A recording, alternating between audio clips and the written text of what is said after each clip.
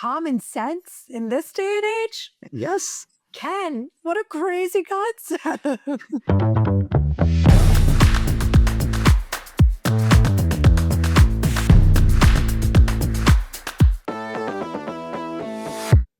Hello, team, and welcome to Bureaucracy. I'm your host, Emily Gross. I'm very excited today because we have a very special guest. We have Kenneth Roth with us, who is the former executive director of Human Rights Watch.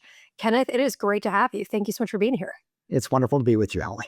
So we are going to be talking about the unfortunate, widespread human rights violations that are happening all over the world. And you're out with a new book, which is called Righting Wrongs, which is very interesting. Very excited to dive into it. But Kenneth, before we dive in, what are we drinking? Okay, well, I'm drinking actually lemonade, so it's not beer, Good for but you. That's okay. it's something. I'm drinking vegetable broth.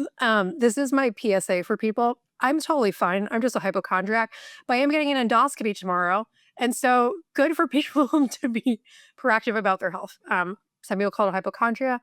I call it proactive wellness. So anyways. Sounds boring, but go for it. I know. Cheers. Cheers, yes. So the question I always love to ask my guests is, why should we trust what you have to say? All right, well, that's a good question. I mean, I led Human Rights Watch for 3 decades, and governments loved to say that what I was saying was wrong. That's the standard response. We would document very carefully their human rights violations. We would shine a spotlight on them. We would publicize them. And the standard response was, you're wrong. You're biased. You're lying. We weren't. We were telling the truth, as the press found over and over and over again, which is why ultimately governments recognized that to get rid of the bad press, they had to change the bad conduct. And that's how we moved them. Interesting. It's a hard job you had, a very hard job, and especially in an age of misinformation. I can't wait to hear your thoughts on the modern day. I mean, Emily, yeah. it's not, I know people say, it's disinformation is pervasive. Now you can get, Vladimir Putin or Xi Jinping, they hire these, bot factories and they just churn out disinformation using AI. And, yes, that makes it a little bit more difficult. It's different from the old days when you had to contend with a journalist or an editor and they would, kind of get rid of most of the pure propaganda. But, does the truth matter still? Are we living in a post-truth society? That's No, the question. because You don't think so? Okay. no, in fact, the best evidence of that is if you look at the way the autocrats behave, because nobody has just a disinformation department and says that's good enough. That's all we need. They all censor too, because they realize that lots of people still look for the truth. They know how to find it. And these autocrats are determined to try to prevent them from gaining access to the truth, prevent them from speaking the truth, because they know the truth is still powerful. So I just think we have to trust the autocrats on this. Disinformation alone isn't enough. Interesting. I think that's probably the first time you've ever said we have to trust the autocrats on this one. Yes, that's probably true. Yes. But you got to learn from your enemy, Exactly. What is it? Keep your friends close and your enemies closer. Right. So why don't you tell us a little bit about your book? Okay. It's called Righting Wrongs, 3 decades on the front lines, battling abusive governments. And what I did, I was driven to write the book because, when I would tell people that my job was to defend human rights, they would kind of look at me and say, oh, isn't that nice? But, you can't really do anything, can you? And so I wanted to show that, the defense of human rights is not, sitting around and singing Kumbaya or lighting the candle and hoping for the best. It's a matter of hardball. We recognized that governments have good reason to violate human rights. This is a way to stay in power. This is the way to get rid of the opposition. And our job was to change the cost-benefit analysis behind that repression. It was to twist their arm. It was to make it costly to violate human rights. And I thought I wanted to describe that, not just in the abstract, but with story after story after story. And so the book is filled with the hardest examples. How do you deal with China? How do you deal with Russia, Syria, Saudi Arabia, Israel, Rwanda, some of the toughest examples. And I show how even there we can make a difference. And so that's the point, because I think when people really understand how you can move these governments, that's when they want to join the effort. So I guess correct me if I'm wrong, but Human Rights Watch is based in the US. It is a United States NGO. Well, I mean, it's based in New York, but it's really a global institution at this stage. We have like 80 some nationalities on staff. We have people, working in 100 countries around the world. We have offices every place. So it really, started as a US based group, but is now a genuinely global organization. Do you think Human Rights Watch and the work you did was afforded some sense of privilege and safety that a lot of activists in their home country were not able to obtain? Absolutely. I mean, that was a big part of our value added. And so, if Human Rights Watch were to send a researcher into a country, or if they were living there, it would be a big deal for the government to attack them because we were a global organization. We had access to the global media. We had access to governments around the world. The local activists were much more vulnerable. And so our job was, first to try to protect the local activists, to make any attack on them be a big deal and something that the government would pay for. But also we would, work with the local activists. They were our closest partners. We would work together to collect information. And we would recognize that it was sometimes safer for us to speak than for them to speak.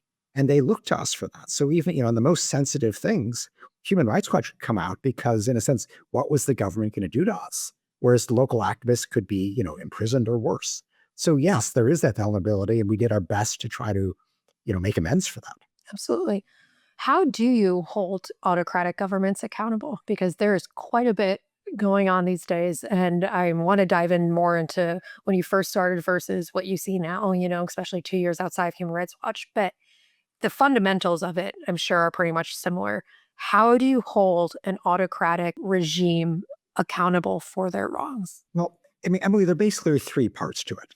I mean, one is we start from the premise that in today's world, everybody has to pretend to respect human rights. That's part of their legitimacy. It's part of their saying, we're looking out for you, the people, rather than just ourselves and our cronies. And so when Human Rights Watch investigates, reports on, and publicizes their human rights violations, we show the deviation, the discrepancy between this haughty pretense and the ugly reality. And that is embarrassing. It's shameful. It's delegitimizing. And governments go to great lengths to try to avoid that. So, that's one important tool. Second, Human Rights Watch has set up offices in key capitals around the world where there are influential governments that purport to support human rights in their foreign policy. And we recognize that, every despot, every dictator wants something from the international community. And so, it could be an arms sales, it could be preferential trade benefits, it could be just an invitation to a fancy summit so they can be photographed with legitimate leaders and pretend to be one. So we try to prevent them from getting that. We'll go to the German government or the Japanese government and say, don't give this to them until they change. And so that's a form of kind of diplomatic and economic pressure. And then the final thing we do in the worst cases of mass atrocities, we try to get people prosecuted, which was not an option when I started, but has become an option as we have things like the International Criminal Court or national courts using universal jurisdiction. So that's kind of those are the key three tools. And we use them, in various combinations with various degrees of creativity and different strategies, but that's the essence of it. Do you have one success story that really sticks out to you? Well, I mean, I opened the book with a really difficult situation, which is why I started with it. The situation in Idlib province in northwestern Syria. And I chose that because the usual strategy of shaming, Syria's Assad was not possible. This is a guy who had no reputation left to lose. He had used chemical weapons against his people. He had dropped barrel bombs all over the He place. seemed to enjoy being as brutal as possible. Yeah, no, I mean, and he was just there were no limits. So in Idlib, the roughly 3 million civilians there, this was the last part of Syria held by the armed opposition, they were getting bombed every day, deliberately targeting of hospitals, schools, marketplaces, apartment buildings. But for us to say, look at Assad as, bombing a hospital, people would say, well, what else is new? So it's not going to change anything. So we have to say, well, what does Assad care about? What else does he want from the international community? And what he urgently wanted, what he needed, was Russian military support, which began in 2015 and was the key to his staying in power. So we decided we're going to go after Putin. And that was not such a wacko idea because this was before the full scale invasion of Ukraine, and Putin still cared about his reputation. So we went to German Chancellor Merkel, French President Macron, and Turkish President Erdogan. And over a series of really 2 to 3 years, gradually persuaded them to put pressure on Putin to stop the bombing in Idlib. And finally, in March 2020, it happened. Putin agreed. The bombing ended completely for 3 years. It picked up a little bit. And then Idlib was where this HTS rebel group came from that overthrew Assad in December. So, in essence, the bombing stopped definitively. And what that showed is that if you were creative, in this case, how do you arm twist Putin, which we were able to do, you can save lives on the ground. And so it shows that, even in any really difficult situation, it was possible to make a big difference. Interesting. That's very cool. Yeah. It's very impressive and I think hopeful, which is it's something that a You know, lot of people well, need no, these and days. Emily, that's one of the points of the book. In other words, Yeah. it is not a depressing book. It's an optimistic book because one of the lessons that I try to show is that there's always an angle. There's always something to do. There's always some form of leverage. You got to figure out what it is, but there's always a way to make a difference. And that, what I want people to leave the book with is an understanding of a strategy. I'm not saying, do exactly this in any given situation, but rather these are the kinds of things you have to look at when you're facing, basically an abusive government or an abusive corporation or an abusive institution, you name it. This is the way you get them to change. And that's, what I want people to take away from the book. Yeah, no, I think that's wonderful. You mentioned, right, the ICC was not around when you first started. Over the 3 decades you were at the Human Rights Watch, how did conflict change? And then where are we at now? There are kind of two parts to that question. So, first, let me just talk about how justice changed and then also how, to some extent, conflict changed. Uh, when I started, there was no prospect of international justice. The last real example of it had been the Nuremberg and Tokyo tribunals after the Second World War. That was ancient history. It was gone. Nothing like that had happened again. And indeed, when I started, the most you could hope for was a truth commission, which would describe what had happened, but nobody would get prosecuted. And that only began to change with the genocides in Rwanda and Bosnia, where the international community, basically out of guilt for not having stopped the killing, set up tribunals to prosecute the perpetrators. And those, ended up being very successful in getting, most of the people who were responsible. And that opened the door for what became the International Criminal Court, which was decided upon in 1998 at a big conference in Rome and agreed to despite the vehement opposition from the US government, at that point, the Clinton administration, because the US hated the idea of a court that could even theoretically prosecute an American. They wanted a court that would just focus on the other guy. And that was not our idea of, justice. Yeah, And classic so, America. yeah. So we fought them. We built a big coalition of 60 small and medium-sized governments that said, no, we want universal justice. And we won. The final vote in Rome was 120-7. So we just overwhelmingly beat the United States at this and set up the International Criminal Court, which has frankly, has accomplished less than I would hope. It's gone more slowly than I would have hoped, but it's picking up these days. And, just in the last couple of years, it's obviously charged Vladimir Putin, of Russia, Benjamin Netanyahu of Israel. It now has Rodrigo Duterte of the Philippines in custody for his summary executions during a so-called drug war. It's seeking charges against the Myanmar junta chief, against 2 leading Taliban officials. So it's coming into its own. It's going after significant people. So it's a work in progress, but it is a positive trajectory. Now you ask, how did war change?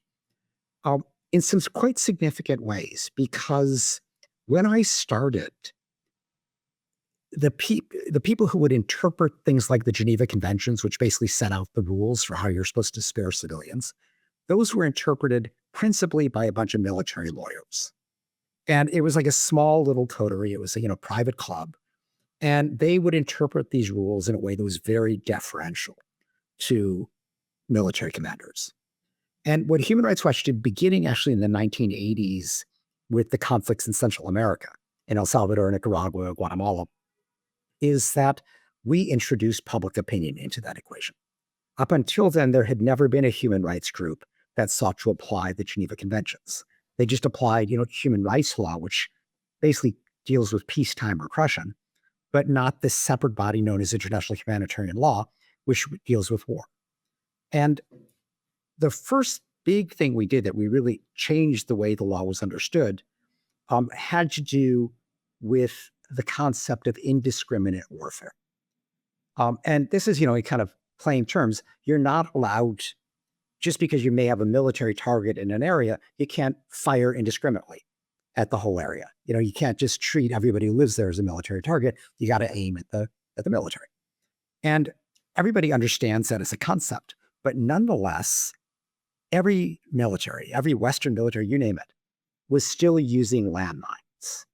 And landmines are indiscriminate weapons. They're classic dumb weapons. They don't know who's going to step on them. Is it a soldier? Is it going to be a kid out playing? Is it a woman collecting firewood?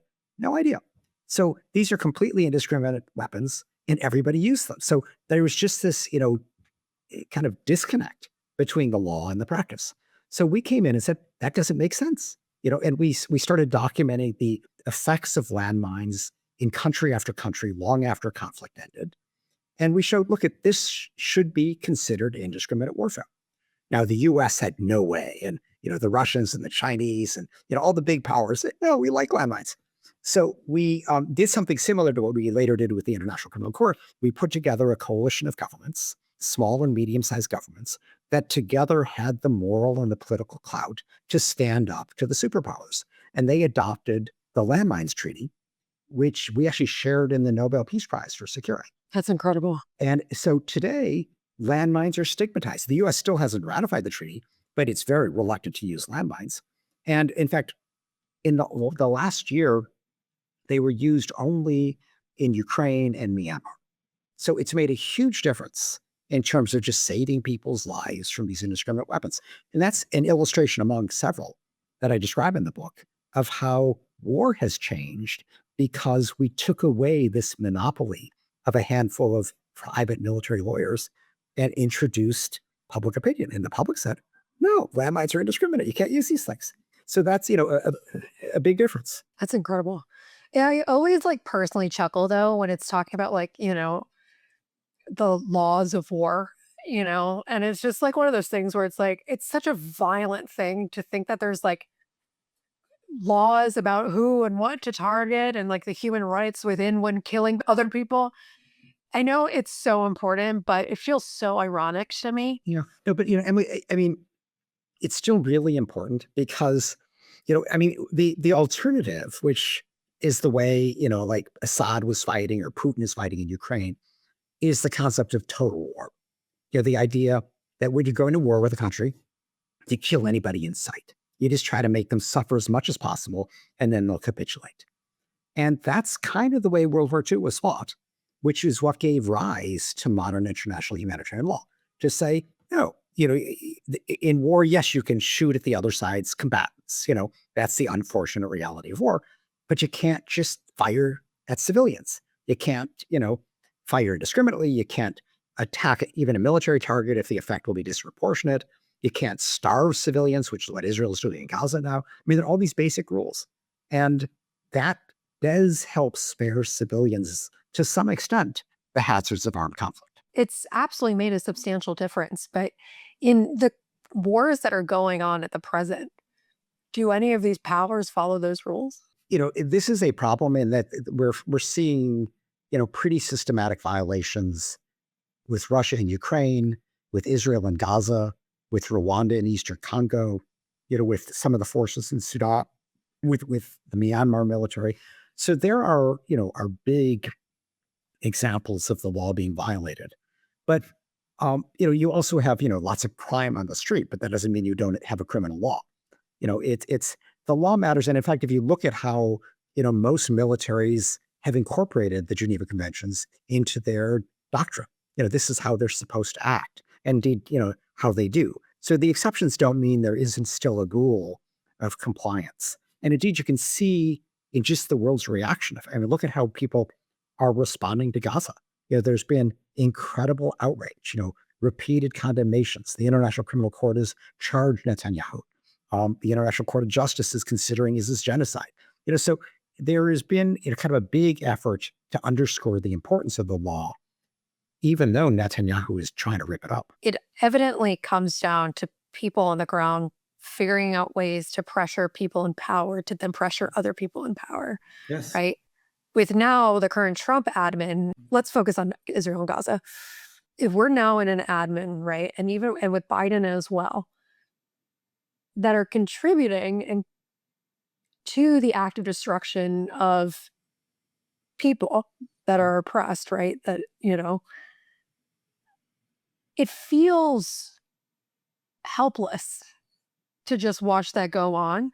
How can you encourage at a micro level your macro government to influence the ultimate decisions of what is happening when we're currently, I would argue, living in a increasingly autocratic and human rights ignorant presidency? Trump is clearly moving in an autocratic direction. And I mean, I think what you're picking up on, Emily, is that if you say to Trump, "You're violating human rights," he'll say, "What are those?" So a frontal approach is not going to work. But you got to be creative with shaming, and so you got to look at, okay, what does Trump care about? And what he cares about is his image, and he thinks of himself as this brilliant negotiator, the art of the deal. He knows how to make deals better than anybody else. And so, okay, let's work with that. He wants a Nobel Peace Prize. Great. Now let's make clear what he needs to do to get there. And it's not by ethnically cleansing 2 million Palestinians out of Gaza. That'll get him charged by the International Criminal Court. If he wants a Nobel Peace Prize, which means, getting Saudi normalization of relations with Israel, he's going to have to move toward pushing Netanyahu to stop bombing and starving Palestinian civilians and to agree to a Palestinian state. Now, this is obviously the last thing Netanyahu wants. And Trump, that's not where he is right now. Right now, he is just at the point where he's greenlighting whatever Netanyahu wants to do. But, Trump has been capable of saying no to Netanyahu and pushing him to do things that the Israeli government doesn't want to do. An example was the temporary ceasefire agreed to at the end of January, where Trump just says, you got to do this. Now, Netanyahu could ignore Biden because he knew that, he really, his base of support in the United States was the Republican Party, Christian evangelicals, Trump, people to the right. But Trump owns the Republican Party. There's nobody to the right of Trump. So Netanyahu has no choice but to abide by Trump's insistence. You saw something similar where Netanyahu wanted to start bombing Iran. And Trump said, no, we're going to negotiate with Iran. So these are examples where Trump can do the right thing, for whatever reason. We need to get him now to recognize that for his own reasons of self-aggrandizement, the only way he's going to get there is by arm twisting Netanyahu to do certain things that he doesn't want to do. We got to get Trump to do the right thing for the wrong reason. And that's got to be our strategy. Absolutely. I love manipulation for good. It's my favorite. Do what you got to do. There are obviously a lot of conflicts going on in the world. And I think, unfortunately, with the way the media cycle works, right, the newest, biggest, baddest, worst is what comes on to the screen, right? And I'll be honest, I spent a lot of time on reading the news, right? It did not feel like it was really reported at all over the complete aid blockade that's been going on for 2 months, right? And the absolute starvation of many of the Gazan people, right? What do you think is a conflict going on that is underreported in the modern day? Oh, well, I mean, look, I think the two big conflicts that fit your criteria, Emily, are Sudan and Eastern Congo. So in Sudan, you have, the Sudanese army is basically in control, but it is being challenged by this paramilitary group called the Rapid Support Forces, which, 20 years ago was called the Janjaweed. That was the group that committed genocide in Darfur. They're kind of at it again.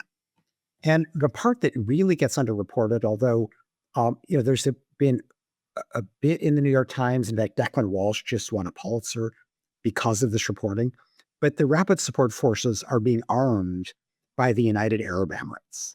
Yeah, this kind of Middle East powerhouse that has an utterly amoral foreign policy, and it's just arming the rapid support forces, partly so they can get their gold traded through Dubai, partly just because they want to be on the opposite side of Saudi Arabia. They're kind of rivals. But, they're underwriting genocide. And that really is underreported. The other thing that's underreported is that Rwanda has invaded Eastern Congo using a proxy rebel force known as the M23. And they've done this because Eastern Democratic Republic of Congo is rich in minerals, even though it's a very poor place. And Paul Kagame, the longtime dictatorial president of Rwanda, wants that mineral wealth. And, Trump has actually come in and kind of given his blessing to a ceasefire that was negotiated by Qatar between Rwanda and Congo, but has not insisted that Rwanda pull out. In fact, he's saying, let's have a mineral deal. Mm. America will He buy loves a minerals from. mineral deal. I know. It's like Ukraine, It's like Yeah. we'll buy Congolese minerals and we'll even buy them for Rwanda, even though Rwanda doesn't own them. Rwanda's just stealing them from Congo. So this is, classic Trump.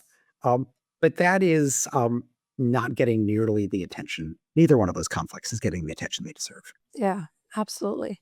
Where should people go to learn more about them? Well, I mean, Human Rights Watch, you go to the website at hrw.org, it's there.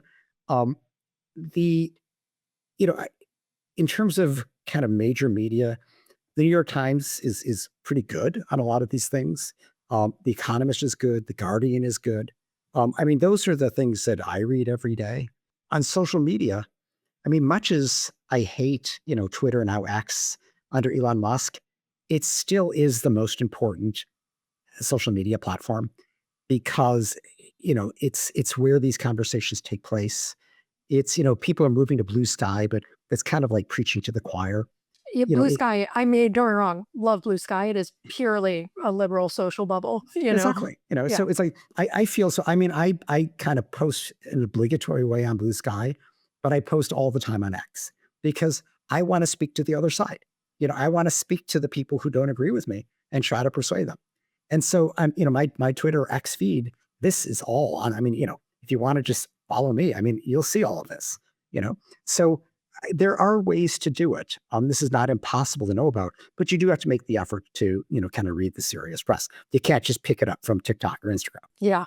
No, which is, you know, part of one of the big, I'm sure, ways that conflict has changed. A lot of it's on social media and a lot of it is truthful, but it's not necessarily fact checked, right? And it's a lot of it, people have alternative motives for sharing things, right? And so it's important and necessary to make sure people are fact checking and finding these sources and doing all that good stuff. Um, and unfortunately, we live in a world at the moment that is so hostile. Well, no, I mean, it does take some work to arrive at the truth. I mean, there's certain, obviously, publications and institutions that are reliable. I mean, I think if you want to get a little wonky, I think foreign policy is very good. Foreign affairs. I mean, there are things that, you can read stuff and they're pretty sophisticated and they're pretty true. Um, you know, don't bother with Fox News, you know.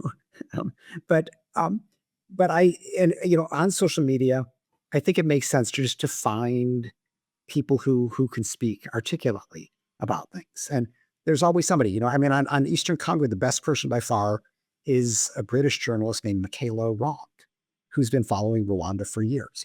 So, I mean, there are people you can find who know what's going on and who will give you an honest reading. That's awesome.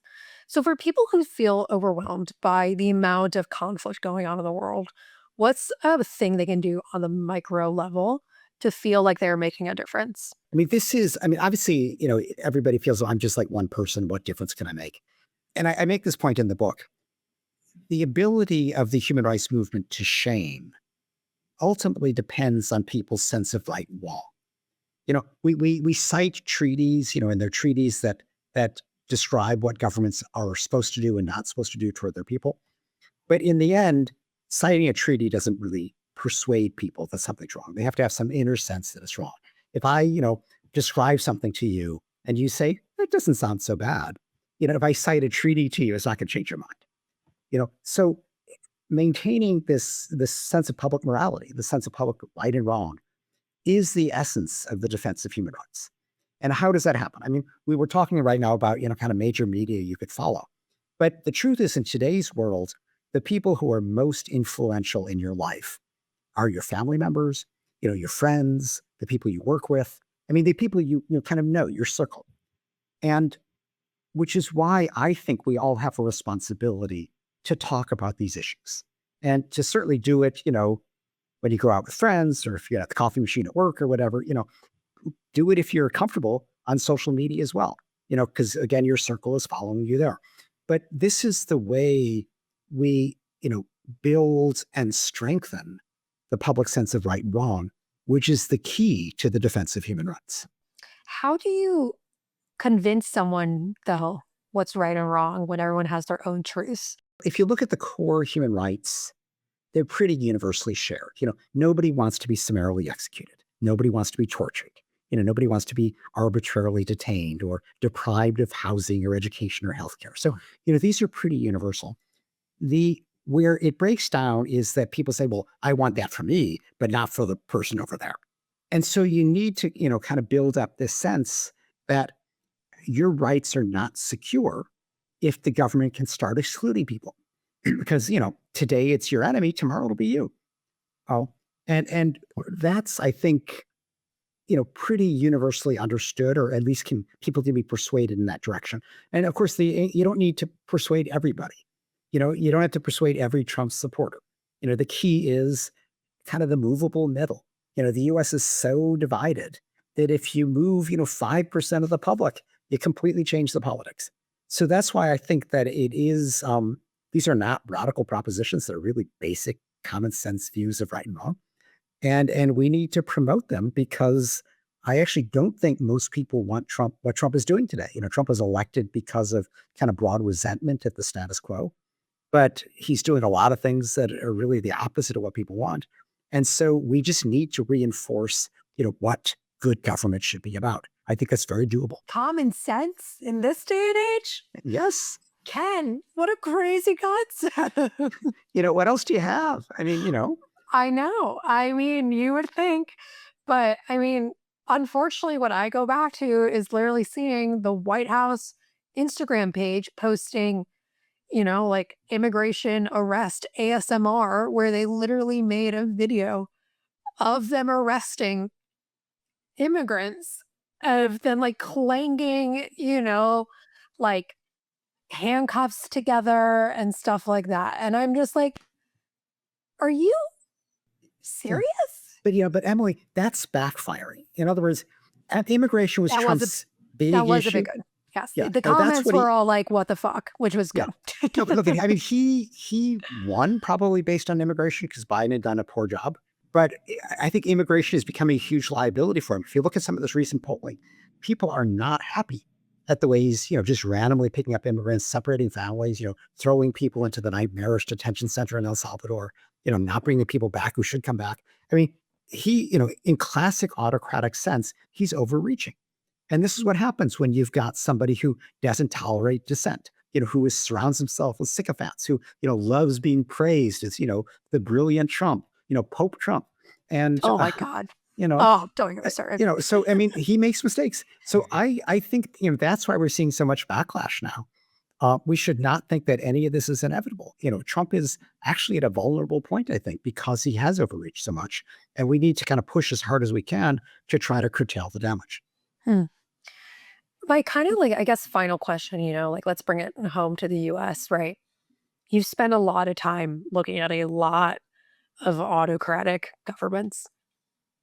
How concerned are you with the current state of things in the US? I'm concerned, but I'm actually not resigned. In other Hmm. words, I mean, Trump doesn't read, but the people around him, no, but the people around him do read, and they've Yeah. all read the Autocrats handbook, Mhm. which actually isn't a real thing. It's a metaphor, but, in others, they're all following what Orban did in Hungary, what Erdogan did in Turkey, what Modi's trying to do in India, Mhm. and it's a classic set of things where for an autocrat to really have power, they've got to chip away at the checks and balances on their authority. And so that's why Trump, first of all, he neutralized Congress by getting all the Republicans to fear a primary challenge. He thought he had controlled the Supreme Court with his appointments, but it's actually backfiring because when he started to threaten to impeach judges, that got, Roberts, the Chief Justice, upset. I never thought in my wildest dreams I'd be like, Amy Coney Barrett is Sh yes? she well, she no, but she in other words, Trump has taken a 6-3 majority in his favor and has turned it into a 5-4 majority against him because he's lost Roberts and he's lost Amy Coney Barrett, at least on certain issues, But he's, why is he going after the universities? Because they're centers of independent thought. He's going after the law firms to try to dissuade them from ever suing him.